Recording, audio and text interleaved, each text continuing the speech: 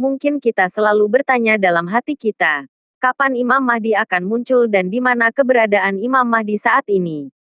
Sampai saat sekarang ini kenapa Imam Mahdi masih disembunyikan oleh Allah Subhanahu wa Ta'ala, sehingga tidak bisa diketahui oleh siapapun kecuali orang-orang yang sudah dikehendaki oleh Allah Subhanahu wa Ta'ala. Ada hal yang perlu kita tegaskan mengenai sosok Imam Mahdi yang akan memimpin bumi pada zaman sekarang ini. Agar kita semua tidak mudah terpengaruh dan terjerumus oleh ajakan yang bisa menyesatkan kita semua. Imam Mahdi yang asli tidak akan pernah mengakui dirinya sebagai Imam Mahdi kepada semua orang, dan sampai kapanpun beliau tidak akan keluar menampakkan dirinya pada semua orang. Diakui ataupun tidak oleh banyak orang, Imam Mahdi akan tetap menjadi khalifah Allah di muka bumi ini. Karena yang mengangkat Imam Mahdi sebagai khalifah pemimpin bumi ini, bukanlah diangkat oleh manusia tetapi sudah diangkat langsung oleh Allah Subhanahu wa Ta'ala sejak dulu.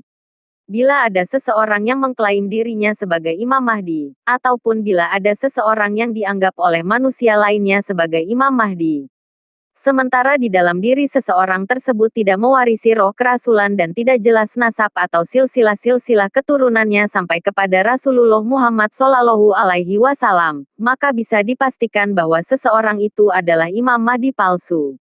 Tidak akan ada satupun yang mampu mengetahui sosok Imam Mahdi yang sebenarnya, kecuali orang-orang yang sudah diberikan petunjuk oleh Allah Subhanahu wa Ta'ala, yaitu orang-orang yang sudah dipilih oleh Allah Subhanahu wa Ta'ala yang menjadi sebagai pengikutnya Imam Mahdi.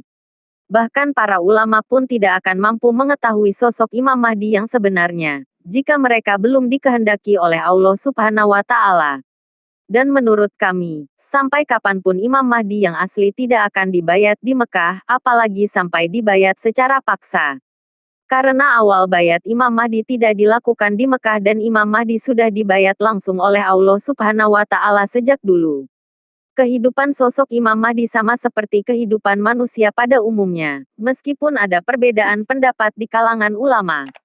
Menurut sebagian orang, bahwa Allah akan memberikan kisi-kisi kepada Imam Mahdi. Maksud dari kisi-kisi tersebut adalah suatu gambaran seperti mimpi, kejadian-kejadian yang ganjil dan fenomena-fenomena aneh. Sehingga lewat kejadian-kejadian tersebut bisa menguatkan dan meyakini beliau, bahwa beliau adalah manusia pilihan Allah yang akan menjadi khalifah Allah di muka bumi ini, yang sekarang ini diberi gelar sebagai Al-Mahdi. Dan kami tegaskan, bahwa Allah sudah dari dulu memberikan kisi-kisi seperti itu kepada Imam Mahdi. Pada saat terjadi kejadian-kejadian itu beliau tidak hanya mengalaminya dalam mimpi saja, tetapi beliau mengalaminya secara nyata. Pada saat kejadian-kejadian itu juga Imam Mahdi belum percaya terhadap dirinya, bahwa beliau adalah manusia pilihan Allah yang akan menjadi khalifah di muka bumi ini. Dan beliau mencoba untuk bereksperimen untuk membuktikan bahwa beliau adalah benar-benar manusia pilihan Allah untuk menjadi khalifah di muka bumi ini.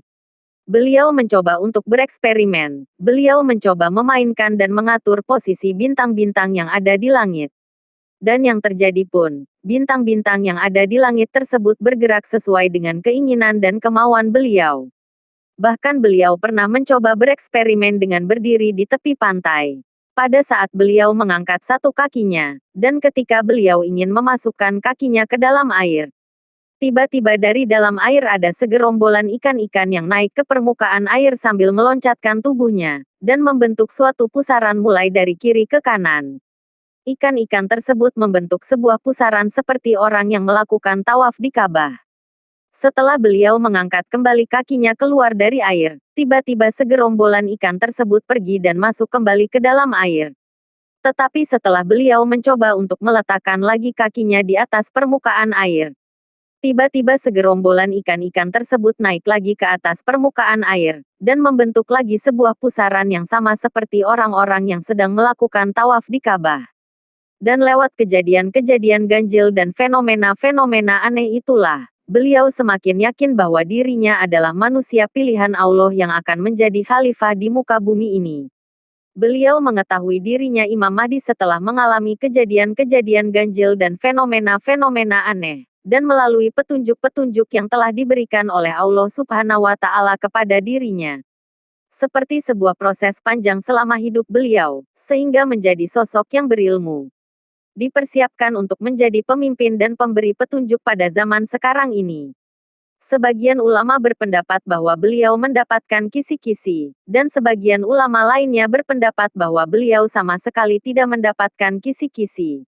Jika kita melihat sejarah para nabi dan rasul, di mana sejarah para nabi dan rasul ini merupakan sunatullah yang akan selalu berulang-ulang. Sebelum diangkat menjadi nabi dan rasul, mereka mengalami berbagai kejadian ganjil dan fenomena aneh yang mengokohkan hati mereka.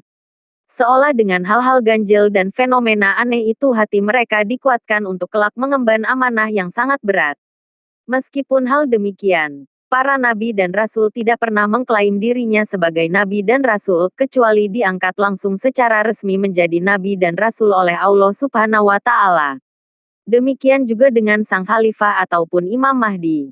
Imam Mahdi asli tidak akan pernah mengaku dirinya sebagai Imam Mahdi kepada semua orang, kecuali setelah diangkat langsung secara resmi oleh Allah menjadi Imam Mahdi melalui petunjuk-petunjuk yang telah diberikan oleh Allah Subhanahu wa Ta'ala kepada dirinya. Disinilah hikmah kenapa Allah menyembunyikan sosok beliau, sehingga tidak bisa diketahui oleh banyak orang, kecuali orang-orang yang sudah dikehendaki oleh Allah Subhanahu wa Ta'ala. Karena dengan hal inilah Allah ingin menyempurnakan penjagaannya untuk sang khalifah ataupun Imam Mahdi. Agar beliau tidak diketahui oleh musuh-musuh kaum muslimin, sehingga tidak membahayakan keadaan beliau. Hingga tiba waktu yang Allah tentukan untuknya mengemban amanah yang sangat berat. Kenapa demikian? Mengapa Allah begitu rapat menyembunyikan keberadaan sosok Imam Mahdi? Karena Imam Mahdi akan menghadapi banyak musuh. Musuh Imam Mahdi adalah dari golongan orang-orang munafik dan dari golongan kaum kafir dan musyrik. Seandai saja hari ini sang khalifah ataupun Imam Mahdi diketahui sosoknya dan keberadaannya, maka akan sangat mudah bagi musuh-musuh Allah untuk berusaha membunuhnya dan berusaha untuk menyakitinya. Karena bisa jadi sampai saat ini musuh-musuh beliau sedang mencari sosok dan keberadaannya Imam Mahdi. Sedang berusaha memburu dan mencari tahu berita tentang tempat keberadaan beliau. Sebagaimana sampai saat ini kaum muslimin sedang berharap dan menanti kemunculan sosok Imam Mahdi, untuk menjadi pemandu dan pemberi petunjuk kepada kaum muslimin untuk menuju kemenangan pada zaman sekarang ini.